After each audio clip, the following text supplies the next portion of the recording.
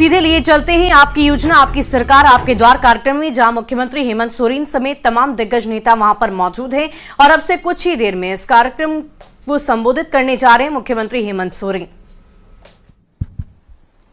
सोबेन को जोहार।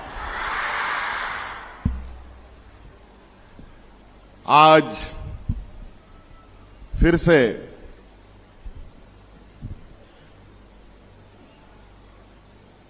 चाईबासा के ये वीर भूमि पर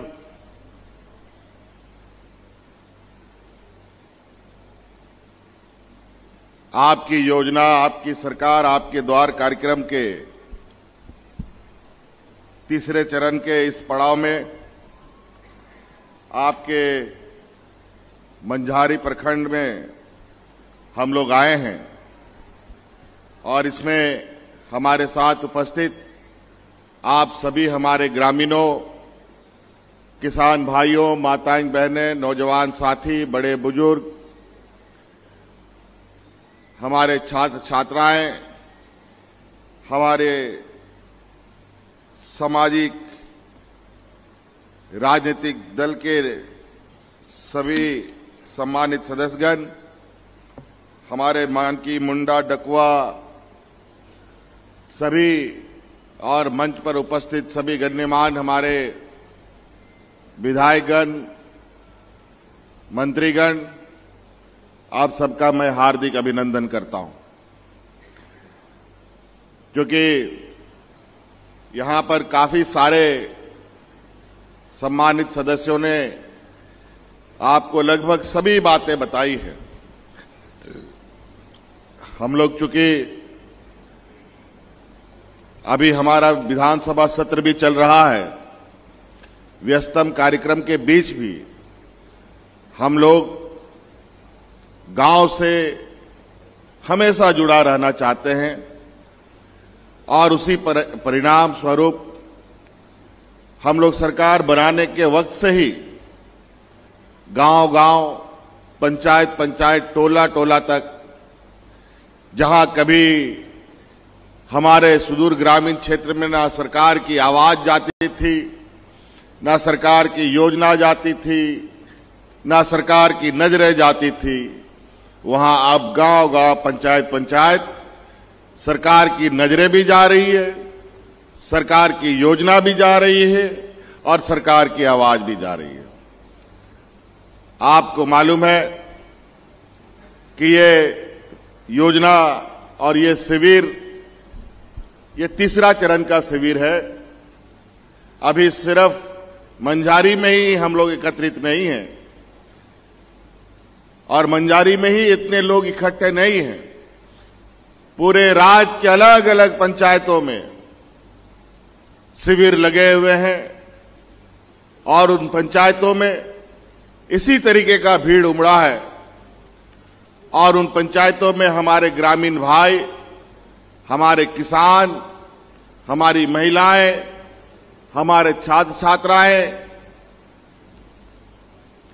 उन शिविरों में लगे स्टॉलों में अपने लिए योजना ढूंढ रहे हैं। और जब हमने सरकार बनाया था, उससे पहले ही चुनाव के दौरान हमने ये कहा था कि जो हमारी सरकार बनेगी तो ये सरकार दिल्ली से नहीं, ये सरकार रांची से नहीं चलेगा, ये सरकार हमारे गांव देहातों से चलेगा। और आज 2021 में एक बार ये शिविर लगा, महीने भर तक ये शिविर चलते रहे पूरे राज्य में। 2022 में भी ये शिविर लगाए और अब 2023 में,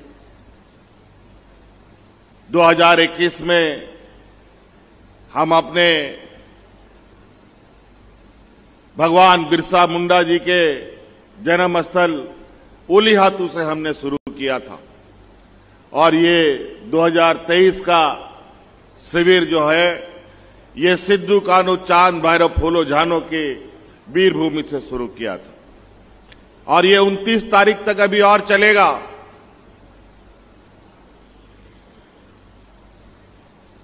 हमारे सरकार बनने के बाद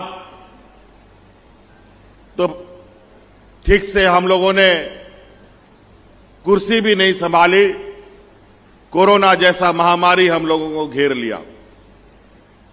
और वो कैसा दिन था ये दोहराने का जरूरत नहीं है। ऐसा महामारी देश आजाद होने के बाद से पहली बार देश ने देखा, और ऐसी महामारी ना जिसका कोई पहचान, ना जिसका कोई दवा, ना कोई इलाज, किसी को भी नहीं पता था। पूरा दुनिया इस संक्रमण से घिर गया और नतीजा ये हुआ देश ठप हो गया, पूरा दुनिया घूमने से रुक गया। हाट बाजार, गाड़ी मोटर, काम धाम, स्कूल कॉलेज सब बंद। मजदूर लोगों को भी मजदूरी नहीं मिलने लगा।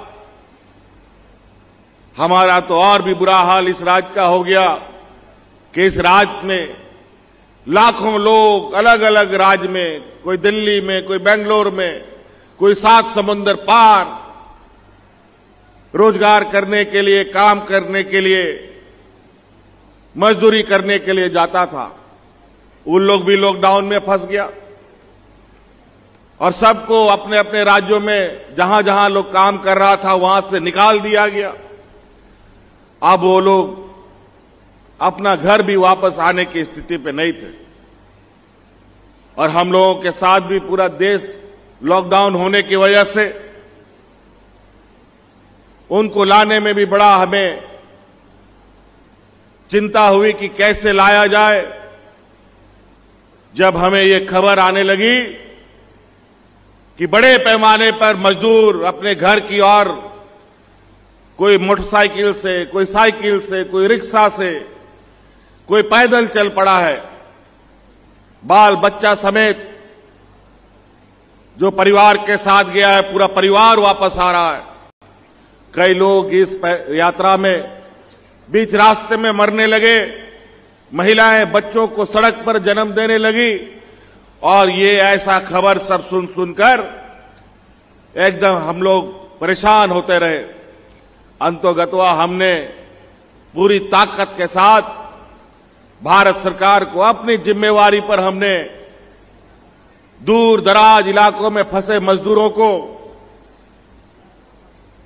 जहां बस मिला बस से, जहां ट्रेन मिला ट्रेन से, जहां हवाई जहाज मिला हवाई जहाज से अपने मजदूरों को ढो करके अपने गांव पहुंचाने का काम किया था।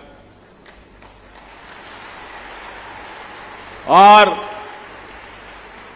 इन 1.5 साल ने हमें बहुत सिर्फ और सिर्फ कैसे इस महामारी से हम बचे और अपने राज्यवासियों को बचाएं, इसी पर हम लोग चिंतित रहे।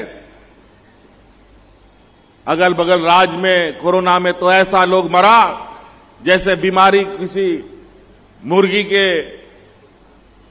मुर्गियों में जो बीमारी आती है एक साथ सब मुर्गी मर जाता है, वैसा लोग मर रहा था। लेकिन हम लोगों के राज्य में ऐसे हमने होने नहीं दिया, क्योंकि 24 घंटा हमारी सरकार राज्य की जनता पर नजर रखी हुई थी। और इस दौरान इतने चुनौती भरे समय भी जब हमारे अच्छे अस्पताल नहीं, डॉक्टरों की घोर कमी, उसके बावजूद भी यहां पर कोई हम अफरा तफरी नहीं होने दिए। और आज इस कोरोना के जंग की लड़ाई लड़ते लड़ते हमारे 2 मंत्री भी शहीद हो गए। आज आप लोगों के बीच में इस राज्य की जनता के सेवा करते करते कोरोना के समय में भी मंत्री इधर उधर घूमते थे मना करने के बावजूद भी। इसीलिए आज हमारे 2 मंत्री हम लोगों से अलग हो गए, लेकिन हम लोगों ने हार नहीं मानी। जो वादा किया उसके अनुरूप 2021 जब ये कोरोना का बादल छटने लगा तो हमने आपके लिए जो योजना बनाई थी और जो गांव की समस्या थी उसको जानने के लिए 2021 में हम लोगों ने महीने भर का शिविर लगाया, अलग अलग पंचायत गांव में जहां गाड़ी नहीं जाता था, सड़क नहीं था, रोड नहीं था, वहां पर बैलगाड़ी से, वहां ट्रैक्टर से, वहां मोटरसाइकिल से हमारे पदाधिकारी ब्लॉक कार्यालय का कंप्यूटर, लैपटॉप, प्रिंटर ढो ढो करके उस कैंपों में बैठा रहता था। और आपको सुनकर आश्चर्य होगा कि पहला जब हम लोगों ने शिविर लगाया तो गांव से हमारा पास लगभग 35 लाख आवेदन आए। दूसरा शिविर लगाए तो 50 लाख से अधिक, 55 लाख के लगभग हमको आवेदन आया। इतना आवेदन देखने के बाद हम लोगों ने भी सर पकड़ लिया कि भाई राज अलग हुआ, 20 साल हो गया, इतना समस्या कैसे गांव में अभी तक पड़ा हुआ है। क्या क्या पूर्ववर्ती सरकारों ने 20 वर्षों में, इसका मतलब स्पष्ट था कि विगत 20 वर्षों में ब्लॉक कार्यालय काम नहीं करता था, जिला कार्यालय काम नहीं करता था, और नतीजा ये था कि करोड़ों करोड़ों समस्या आज के दिन में भी गांव में पड़े हुए हैं। आज आपकी उन आवेदनों के माध्यम से हमें गांव की वास्तविक स्थिति का पता चला, और उसके बाद जो हमने कार्य योजना बनाया, और वो सभी कार्य योजना अगर आप देखेंगे, यहां पर जितना भी स्टॉल लगा हुआ है, उन सभी स्टॉलों में हमने ऐसी योजना बनाई है कि अगर उन योजनाओं को हम धरातल पर मजबूती से उतार पाए और आप लोगों ने इसका लाभ लिया, तो निश्चित रूप से आने वाला जो गांव में जो गरीबी है, गांव में जो पिछड़ापन है, वो सभी धीरे धीरे खत्म हो जाएंगे। आज इस राज्य का सबसे अधिक जनसंख्या लगभग 80%, 100 में 80 लोग गांव में रहता है। आज इसीलिए ये राज्य तभी आगे बढ़ेगा, तभी मजबूत होगा, जब हमारा गांव मजबूत होगा। और आज सभी योजना किसानों के लिए, महिलाओं के लिए, मजदूरों के लिए, कम पढ़े लिखे हमारे नौजवानों के लिए, नहीं पढ़े लिखे नौजवानों के लिए, पढ़े लिखे नौजवानों के लिए, बूढ़े बुजुर्गों के लिए, सभी के लिए हम लोगों ने अलग अलग योजनाएं बनाई हैं। आज हमारे गांव में, हमारे राज्य में रोजगार की घोर अभाव की वजह से दूसरे राज्यों में पलायन करते थे लोग, और ये इस राज्य को, राज्य अलग होने के बाद हमें सरप्लस बजट के साथ राज्य मिला था। हमारे विपक्षियों ने सरकार चलाना शुरू किया 20 वर्षों तक, और इस सरप्लस बजट को घाटे का बजट में पहुंचा दिया। यहां का जमा पूंजी लूट लिया और इस राज्य को देश का सबसे पिछड़ा राज्य बना दिया। आज ये राज्य देश के सबसे पिछड़े राज्यों में से आता है। पिछड़े राज्य का मतलब होता है राज्य में सबसे अधिक गरीब लोग, राज्य में सबसे अधिक मजदूर लोग, यहां का शिक्षा का व्यवस्था का चरमराना, स्वास्थ्य का व्यवस्था का चरमराना, रोजगार का अभाव होना, लोगों की आमदनी नहीं होना, और यही सब के कारण से राज्य पिछड़े जगहों पर चला जाता है। ये राज्य तो 20 साल हुए जन्म हुए। जब ये जन्म हुआ था, मजबूत और तंदुरुस्त जन्म हुआ था, सरप्लस बजट लेके आ गया, लेकिन 20 वर्षों ने हमारे विपक्ष के लोगों ने इस बच्चे को बीमारू राज्य बना दिया। अभी 1-2 साल के बाद ये राज्य 25 साल का हो जाएगा। आज 23वां साल है। 1 साल 24 के बाद 25वां साल का हो जाएगा ये राज्य। 25 साल का मतलब युवा राज्य। आज इस राज्य को 25वें साल में इतना मजबूत हो जाना चाहिए था कि इस राज्य की हर चुनौती, हर जिम्मेवारी अपने कंधे में उठा लेना चाहिए था। लेकिन आज बड़े सुनियोजित तरीके से हमारे विपक्ष के साथियों ने, डबल इंजनों ने मिलकर इस राज्य के खून को चूस लिया, हमारे खनिज संपदाओं को लूटकर, और यहां पर जो लाखों कर्मचारियों को जो हम तनख्वाह देते हैं आपकी सेवा करने के लिए, उन कर्मचारियों को आपकी सेवा के लिए नहीं बल्कि अपनी सेवा के लिए लगा दिया। और आज नतीजा है, करोड़ों करोड़ों समस्या आ रही है। आज ये शिविर खत्म होगा और कितना आवेदन आएगा ये शिविर खत्म होने के बाद पता चलेगा। लेकिन आज हमने पूरे वादों के साथ जो कर्मचारी जिनको हम तनख्वाह देते हैं आपकी सेवा के लिए, चाहे वो बीडीओ हो, सीओ हो, ब्लॉक का कोई भी कर्मचारी हो, जिला का कोई कर्मचारी हो, डीसी हो, एसपी हो, सभी लोगों को राज्य की जनता का सेवा करना उसकी कर्तव्य और जिम्मेवारी है। आज उसी अनुरूप हमने ये तय किया कि ये सरकार हेडक्वार्टर से नहीं, एयर कंडीशन कमरे से नहीं, गांव से चलेगा।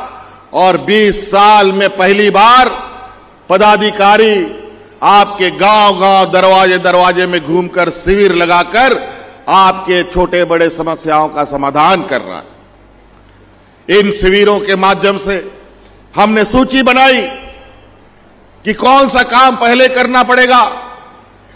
पहला, दूसरा, तीसरा, चौथा, लंबा फहरिस्त हमने बनाया। और हमने इसके साथ पहली चुनौती को हमने इस राज्य के, जो इस राज्य का जन्म, इस राज्य के अलग होने का बाट जो हो रहे, इस राज्य को अलग करने के लिए एड़ी चोटी एक कर दिया।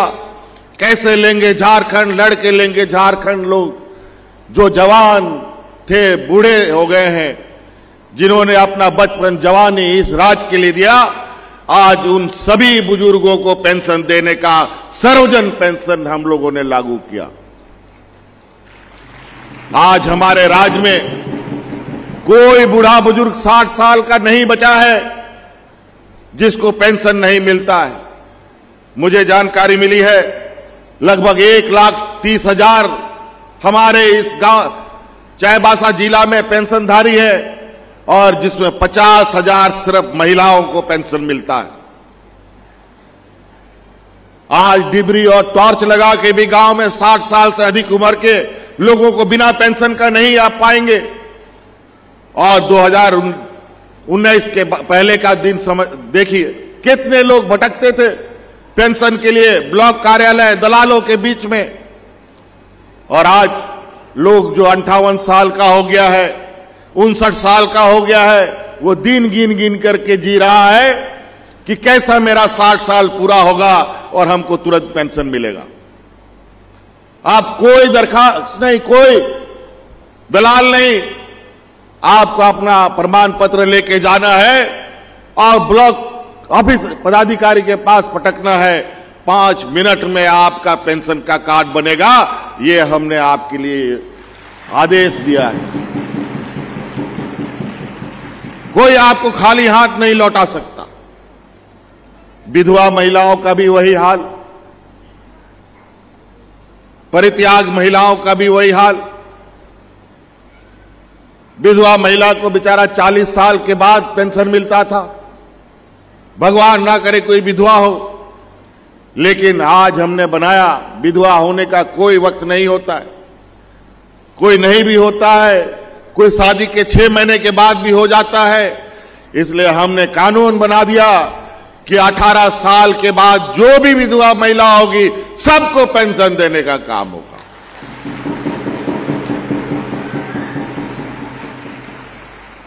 और परित्याग भी एक बहुत बड़ा, गरीबी क्या ना करा दे।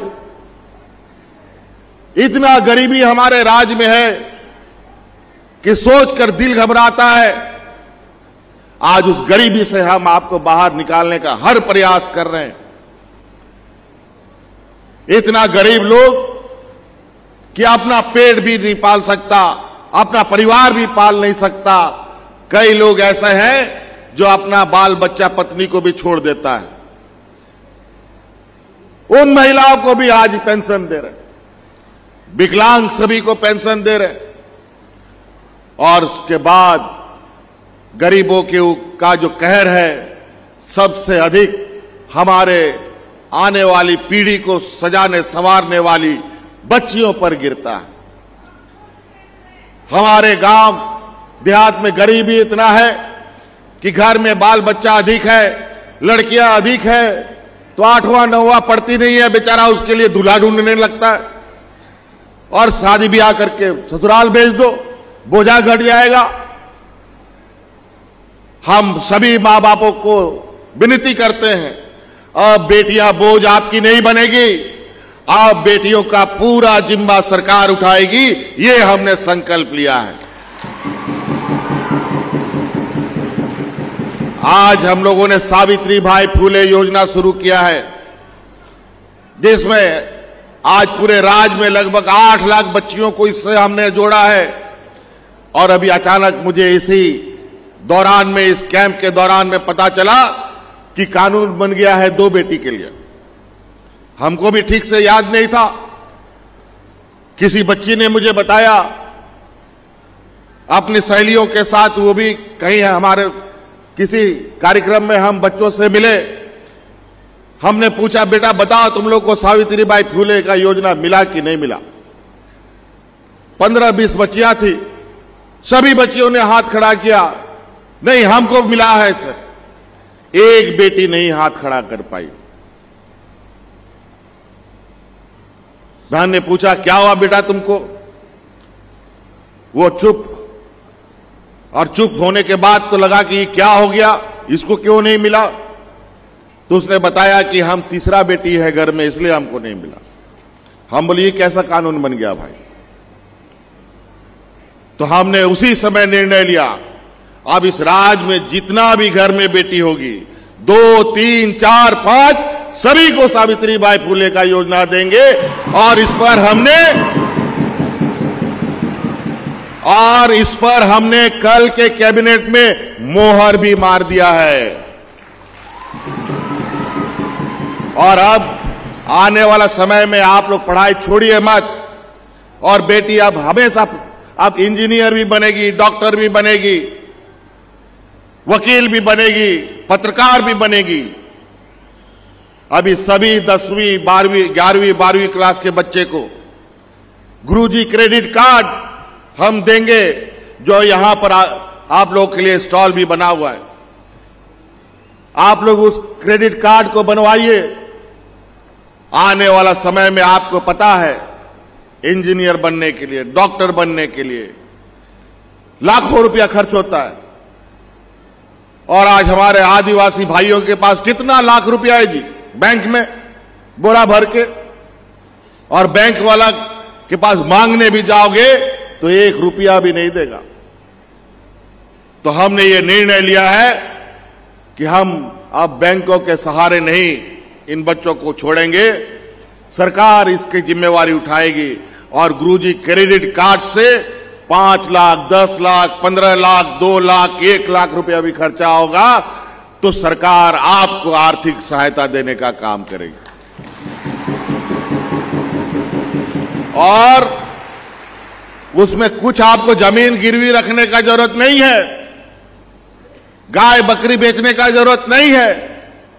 आपको सिर्फ 11वीं 12वीं पास होना जरूरी है और आगे पढ़ने की इच्छा शक्ति हो। जिस कॉलेज में आप जाएंगे, जब तक आपका डिग्री आपको नहीं मिलता, सरकार को पैसा भी आपको वापस नहीं करना है। डिग्री मिलेगा, नौकरी मिलेगा, तब आप सरकार को धीरे धीरे पैसा वापस। सभी छात्र छात्राओं को तो अब कहां से बोझ बनेगी हमारे यहां।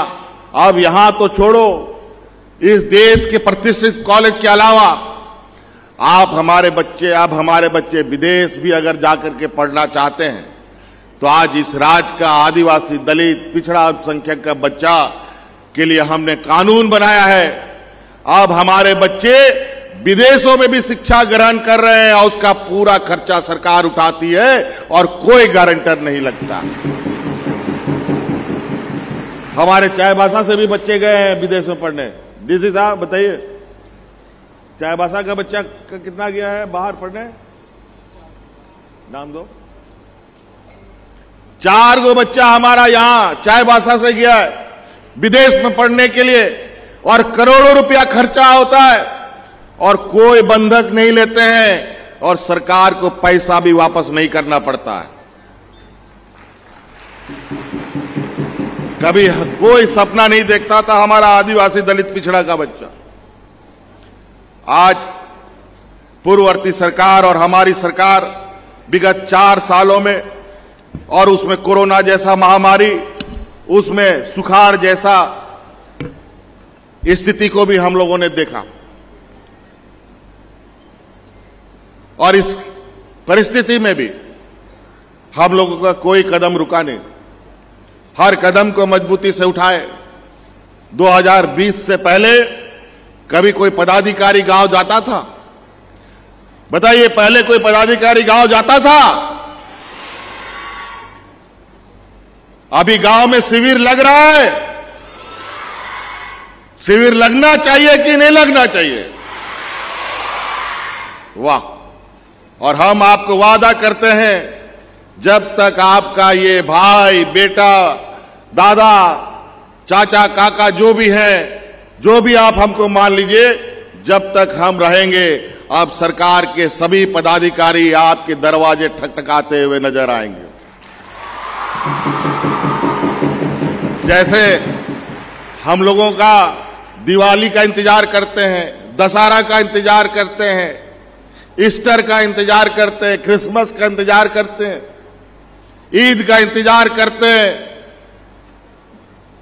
अब ये शिविर,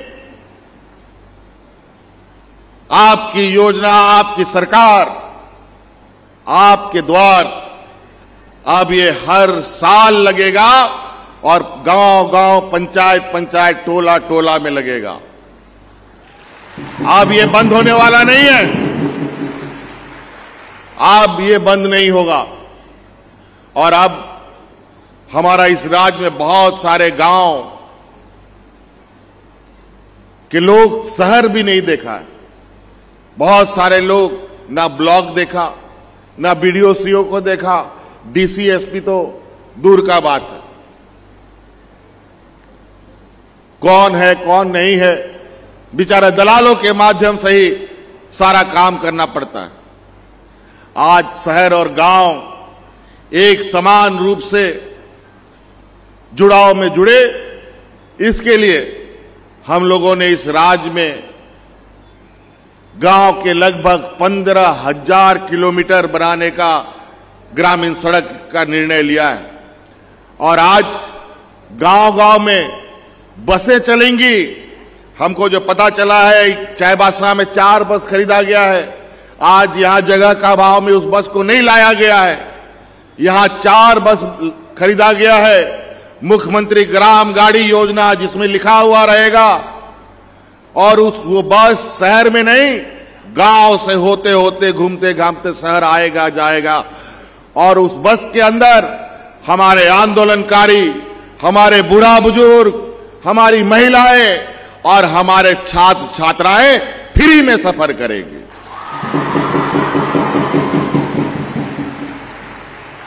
कोई महिलाओं को पैसा नहीं लगेगा, कोई बुजुर्गों को नहीं लगेगा। तो इसलिए, क्योंकि आज बहुत सारी बातें आती है, किसी को सब्जी बेचने के लिए, किसी को कुछ करने के लिए आना जाना पड़ता है, लेकिन एक ठो टेम्पू चलता है, पता नहीं कब आएगा जाएगा, कोई पता नहीं। लेकिन ये बस आपके गांव-गांव घूमेगा और उसका लोगों का आवागमन को ध्यान में रखते हुए उसका समय समय का आकलन किया जाएगा। अगर जरूरत पड़ेगा तो वहां पर और बसें बढ़ाई जाएंगी, ताकि दिन और रात आपको आने जाने में कोई असुविधा ना हो। इसके अलावा हम बच्चों के बेहतर भविष्य के लिए, आप लोगों के लिए उत्कृष्ट विद्यालय बना रहे हैं। पहले चरण में 80 उत्कृष्ट विद्यालय हमने बनाया। आपके जिले में 3-3 उत्कृष्ट विद्यालय बने हैं, जो जिला स्कूल को भी उत्कृष्ट विद्यालय बनाया गया है। स्कॉट उच्च विद्यालय को भी बनाया गया है, केजीबीपी की सदर भी बना है, और ताजनगर में भी एक उत्कृष्ट विद्यालय बना है।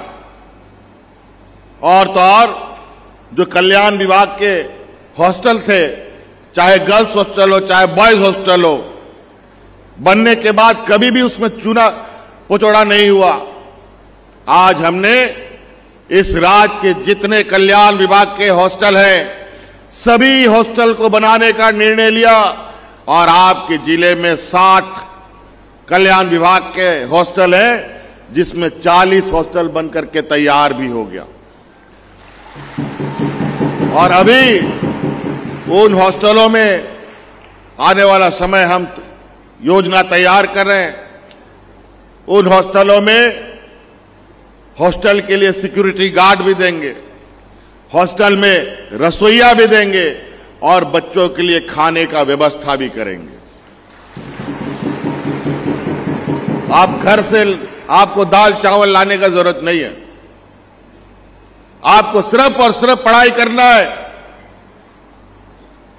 ताकि आने वाला समय में इस राज्य के माथे में जो पिछड़ापन लिख दिया है, गरीबी लिख दिया है, उसको हम लोग मजबूती से मिटा पाएं।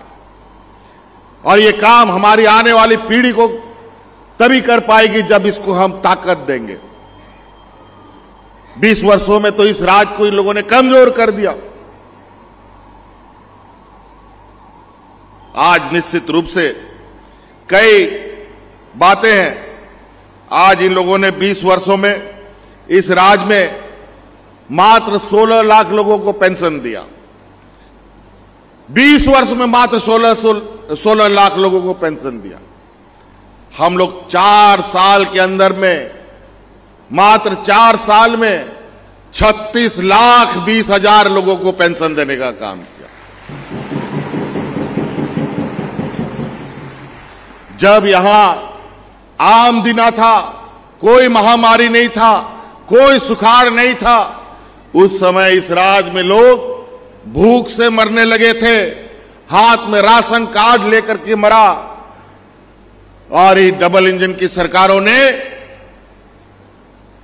इस राज्य के गरीबों का 11 लाख राशन कार्ड डिलीट कर दिया, और इसका नतीजा इस राज्य में लोग भूख से मरने लगे। हम लोगों ने सरकार बनाया, और सरकार बनने के बाद 20 लाख हरा राशन कार्ड बना करके आप लोग के बीच में बांटने का काम किया, गरीबों के बीच, और उससे राशन उनको उपलब्ध करा रहे हैं। और उन सभी को हम बताना चाहें, जितना भी राशन कार्ड धारी है, कि अब राशन जितना आपको मिल रहा है, अब राशन में आने वाला समय में हमने मोहर लगा दिया है कि 1 किलो दाल भी हम अब गरीबों को फ्री में देंगे।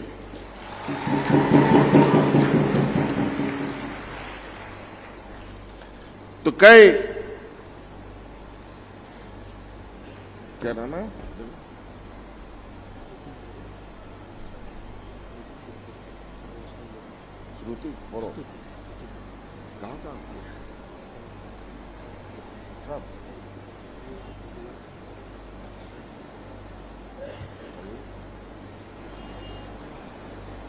देखो नाम आया है विदेश में पढ़ने वाला बच्चा लोग का।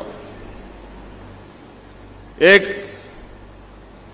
स्तुति होरो है गुआ की, आकांक्षा बालमुचू है चायबासा की, निधि किस्पुट्टा पता नहीं किधर का है, अभी नहीं बता पाया, और कामेश्वर मुर्मू है, जिसको हम विदेश में पढ़ा रहे हैं, और करोड़ों रुपया सरकार उस पर खर्च कर रही है।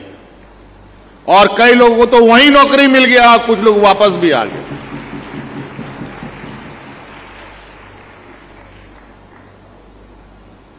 तो निश्चित रूप से हमारे इस चायबासा तो वीर शहीदों का है।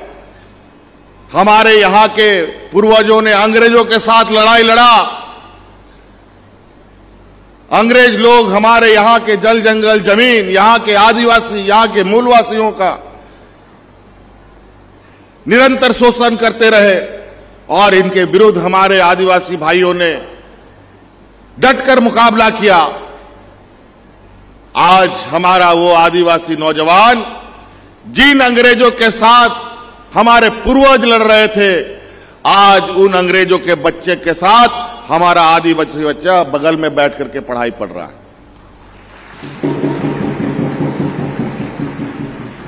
सोचिए क्या नजारा होगा।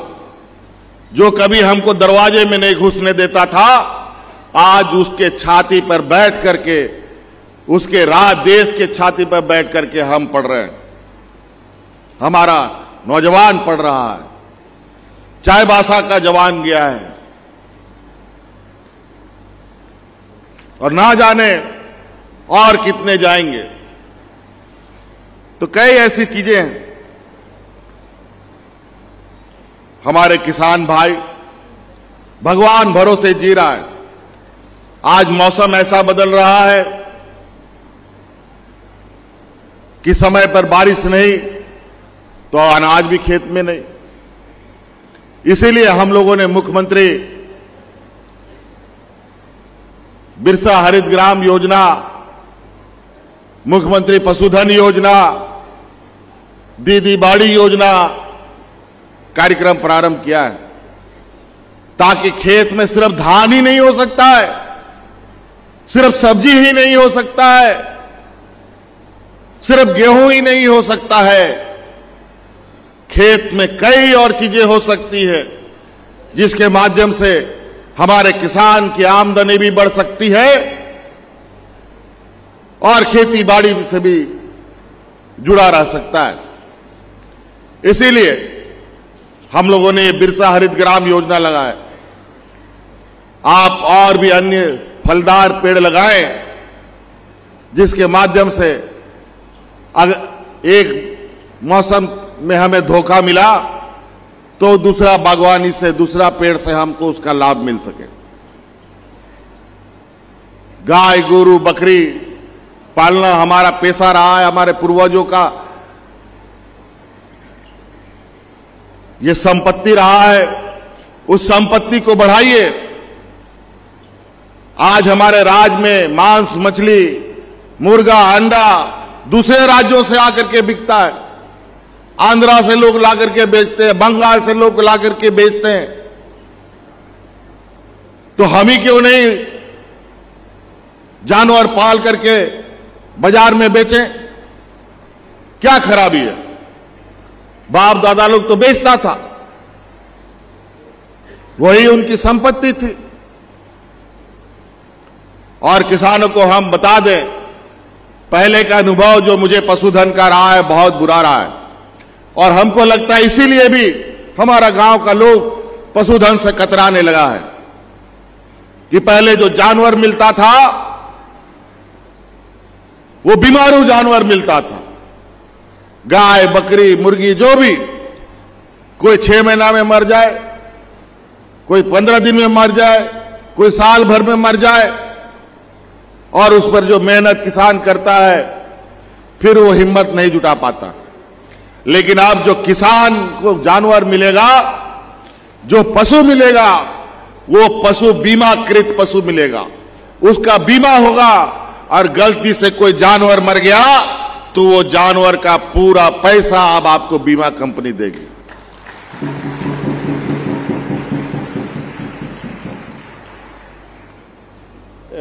डीसी साहब का है।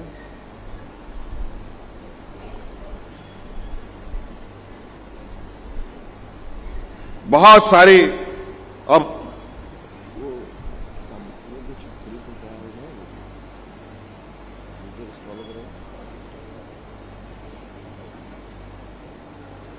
एक सामान लाने हम भूल गए। अभी इस कार्यक्रम के दौरान योजनाओं के लिए हम लोगों ने कुछ किताबें बनाई हैं। अलग अलग योजनाओं के, अलग अलग विभाग के हमारे छात्र छात्राओं को हम बताना चाहेंगे। वो किताब को हम स्कूलों में भी भेजेंगे, आपके लाइब्रेरी में भी रहेगा। आज भी हमारे गांव देहात में माँ बाप लोग बहुत पढ़े लिखे नहीं है बेटा।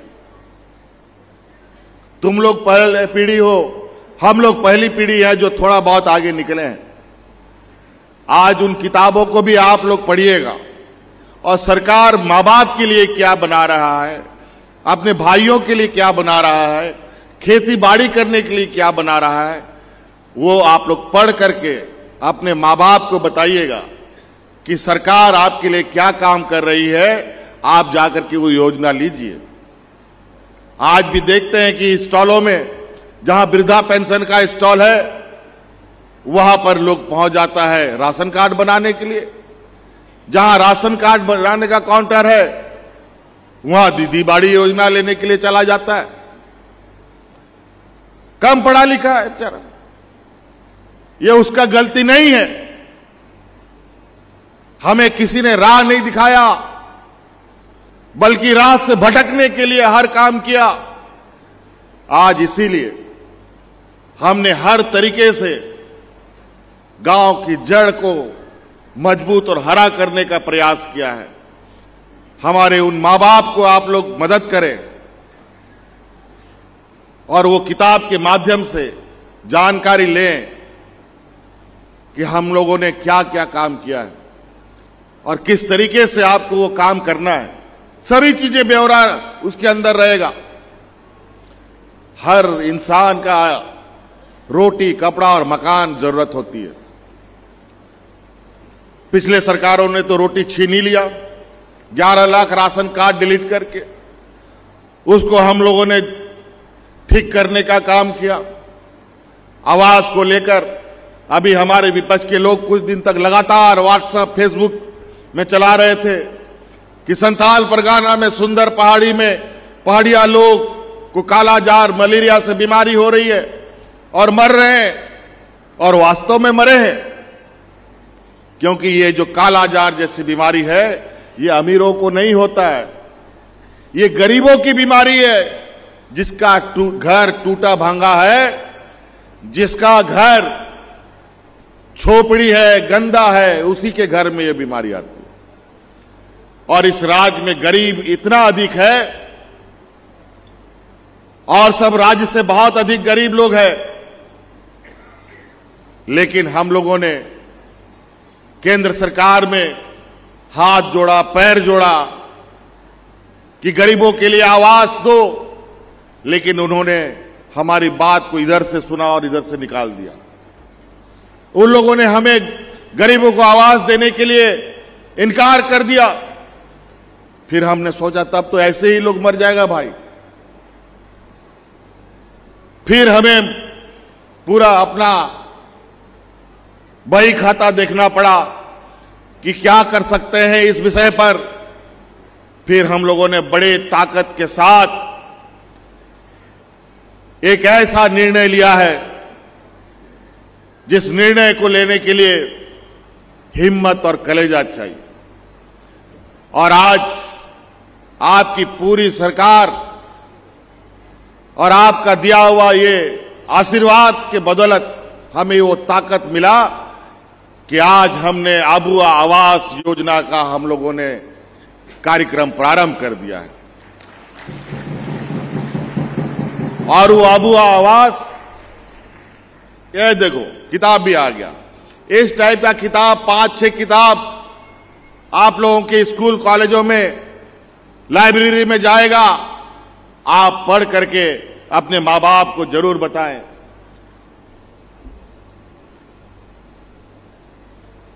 अभी बेचारा कहीं से लेके आया, हम तो खुद लेके घूम रहे थे, लेकिन अभी आज छूट गया।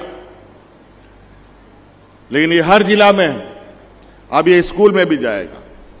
तो हम कह रहे थे कि आबुआ आवास, अभी तो हम लोग 8 लाख लोगों को चिन्हित करके रखे थे कि 8 लाख लोगों को आवास देना है, और इसके लिए 15,000 करोड़ रुपया का जरूरत पड़ेगा। लेकिन जब शिविर लगा तो जिस तरीके से आवेदन आ रहे हैं, हमको तो लगता है कि 8 लाख नहीं 10-12 लाख चला जाएगा। लेकिन हम सभी गरीबों को आश्वस्त करना चाहते हैं, मैं हर हाल में हर गरीब को आवास दूंगा। चाहे वो 8 लाख हो, चाहे वो 10 लाख हो, 1 साल हो, 2 साल हो, 3 साल हो, 4 साल लग जाए, 5 साल लग जाए और पैसा हमें जुटाना पड़े, जुटा करके हर गरीब को एक ऐसा आवास देंगे जो पहले दिल्ली वाला सरकार 2 कमरे का आवास देता है और 2.25 लाख का आवास मिलता है, 1,30,35,000 रुपए का, 1.5 लाख का कितना, वो 2 कमरे का आवास देता है। लेकिन मैं आपको 3 कमरे का आवास देने के लिए हमने योजना बनाया।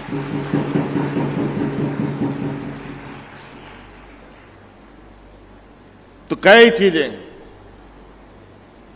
हम लोग पेंशन का बात किए, उड़ीसा चले जाइए, बगल में है, पहाड़ पार करके जाके देखो उड़ीसा में कितना पेंशन मिलता है। पेंशन 500 टका मिलता है।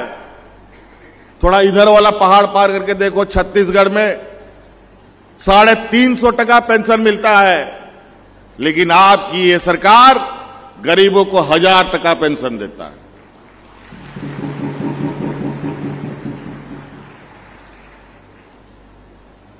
तो कई ऐसी चीजें हैं। और अभी हमारे पढ़े लिखे नौजवानों के लिए नौकरियों का लगातार विज्ञापन आ रहे हैं। कुछ थोड़ा बहुत हमारे षड्यंत्रकारी लोग हमारे कानून बनाने में और कई कार्य करने में लगातार अड़ंगा डालने में लगे हुए हैं। तरह तरह के षड्यंत्र रच रहे हैं। हम 32 आधारित कानून लाना चाहते हैं नौकरियों पर, कोर्ट कचहरी कर देता है। कहीं गवर्नर हाउस में जाकर के महामहिम को कानाफूसी करके उस बिल को, उस कानून को वापस कर देता है। हमारा सोच था और है कि तीसरा और चौथा क्लास का जितना भी नौकरी हो, यहां के आदिवासी और मूलवासी को ही मिले। लेकिन ये कानून ही नहीं बनाने देते। कानून बनाते हैं तो ये दिमाग से इतने मजबूत हैं, पैसा कौड़ी से तो मजबूत है ही है। पढ़े लिखे लोग भी उनके पास है, विद्वान बड़ा बड़ा है, वकील है, जज है इनका। हम लोगों का कितना आदिवासी जज है, कितना बढ़िया बड़ा बड़ा आदिवासी वकील है, कोई नहीं बता सकता। इस बार पहली बार एक महिला आदिवासी को हमने जज के लिए रिकमेंड किया है, पहली बार।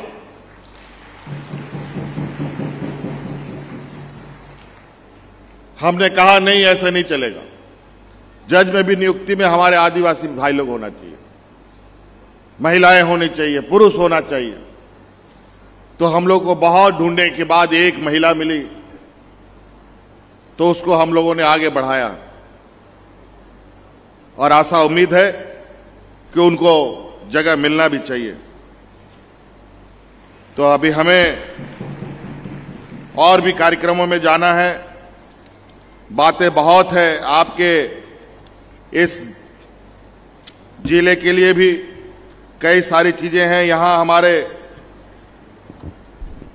मानकी मुंडा साहब भी उपस्थित हैं। कई आप लोगों को भी मांगे हैं। निश्चित रूप से इस राज्य के हर व्यक्ति पर हमारी नजर है। आज भी बहुत सारे ऐसे लोग हैं जिनको कुछ नहीं मिला। हम उसको भी खोज कर, ढूंढ कर निकालना चाहते हैं, ताकि कोई इस राज्य का व्यक्ति सरकार की नजरों से ना बचे, सरकार की योजनाओं से ना बचे।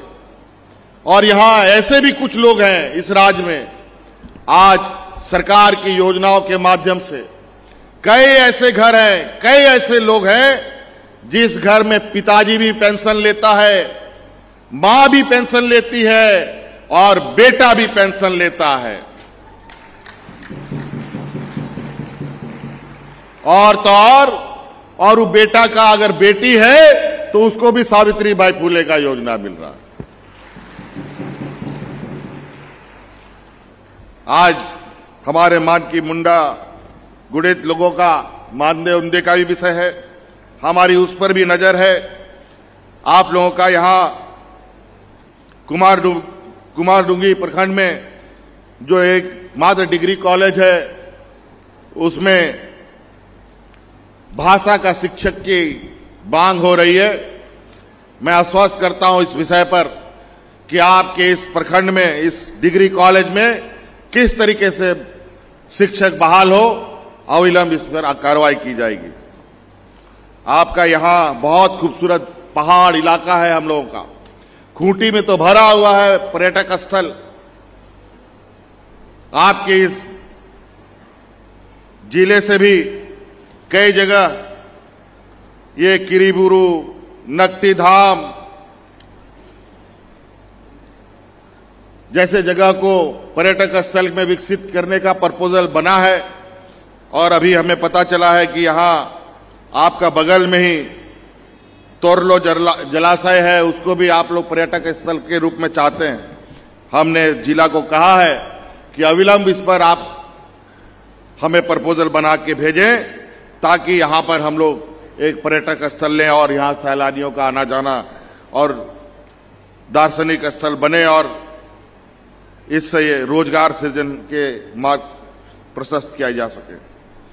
तो बातें बहुत है, आप यहां आए हैं बहुत दूर दूर जगह से, यहां बहुत सारी योजनाओं का स्टॉल लगा है। इन स्टॉलों में जाके जाएं, सभी योजनाएं आपके लिए हैं, और गांव हमारा मुख्य फोकस है। ये राज्य के माथे से जो पिछड़ापन का कलंक मिटाना है, तो हर हाल में गांव को मजबूत करना है।